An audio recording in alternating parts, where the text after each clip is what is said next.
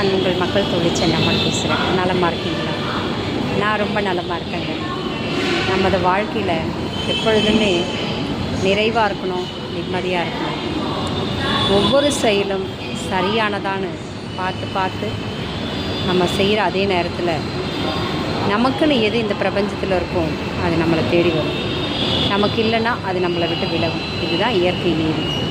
நம்ம அறியாமல் கூட ஒரு சிறு தவறு செய்யக்கூடாதுங்கிறதுல நம்ம தெளிவாக இருந்திருந்தாலும் பல நேரங்களில் பண கஷ்டமோ மன கஷ்டமோ நிறைய சிரமங்கள் நம்ம செய்கிற செயல்னாலேயோ அல்லது நம்ம பார்க்குற வேலை இடத்தினாலேயோ அல்லது உறவுகள்னாலேயோ நிறைய மாற்றங்கள் வந்துக்கிட்டு தான் இருக்கும்.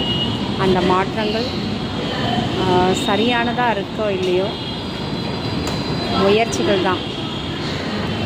எத்தனை ஏமாற்றங்கள் தடுமாற்றங்கள் எது வேணாலும் நடக்கட்டும், நாம் இருக்கிற நம்மளுடைய கொள்கையில் ஒரு நாளும் நம்மளுடைய இலக்கை நோக்கி போயிட்டு தான் இருக்கணும்.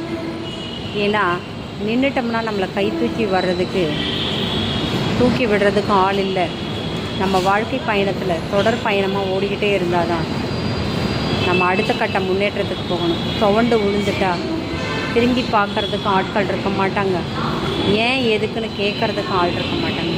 ஆகையால் இந்த நிமிடம் உத்திரவாதம் எதிர்கால திட்டத்துக்கும் கடந்த காலத்தை பற்றியும் யோசிக்கிறத விட நிகழ்காலத்தில் அன்றன்ற தேவையும் அன்றன்ற பயன்பாடும் நான் எதையெல்லாம் செய்ய தவறினோம் அப்படிங்கிறதையும் யோசித்து நிதானமாக செயல்படுங்க.